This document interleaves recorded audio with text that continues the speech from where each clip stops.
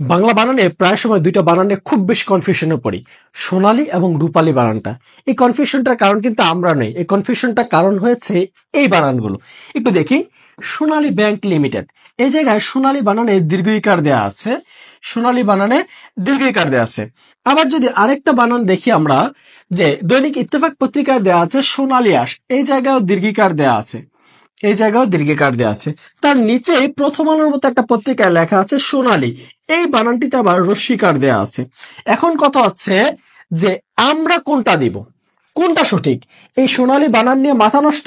আসেন 1 মিনিটে মাথা ঠান্ডা করে দেই। মাথা ঠান্ডা না, মূলত আমরা বানানের নিয়মটা জেনে নেই। প্রকৃত বাংলা বানানের নিয়ম অনুযায়ী কিভাবে সোনালী বানান লিখতে হয়, এই বানানটা আমরা এখন শিখব।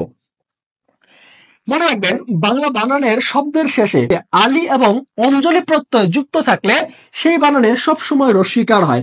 কি হয়? রস্যিকার হয়। এখন একটু খেয়াল করি, যেমন আমরা বললাম বর্ণালী, এই বর্ণালী বানানটা দেখেন শব্দের শেষে কি আছে? আলি আছে, শব্দের শেষে আলি আছে। একইভাবে সোনালী, রূপালী, গীতালি, মিতালি, সোনালী, চৈতালি এরকম থাকতে পারে।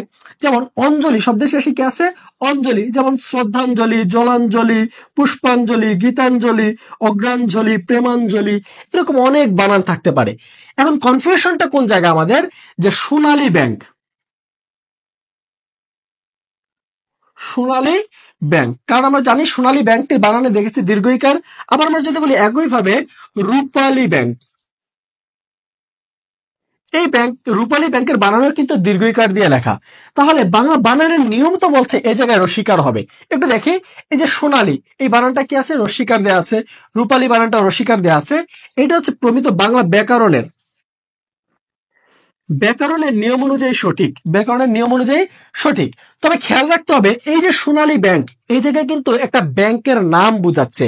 কোনো কিছুর নাম যদি বুঝায়, মনে রাখতে হবে, কোনো কিছুর নাম যদি বুঝায়, নাম যেভাবে আছে ওইভাবেই সঠিক, যেভাবে আছে ওইভাবেই সঠিক।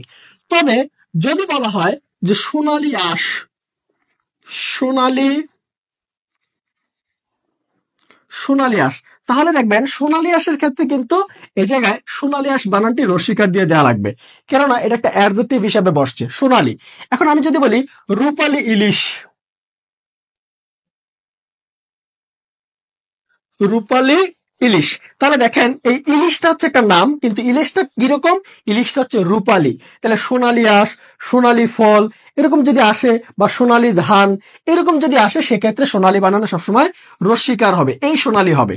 কিন্তু যদি কোনো সময় আসে যে সোনালী ব্যাংক, রূপালী ব্যাংক, সেক্ষেত্রে এই বানানটা সঠিক। আশা করি বুঝতে পেরেছেন। আমাদের এই ভিডিওটি ভালো লাগলে অবশ্যই লাইক, কমেন্ট এবং শেয়ার করবেন, এবং এইরকম ভিডিও আবারও পেতে আমাদের ইউটিউব চ্যানেলটি সাবস্ক্রাইব করবেন।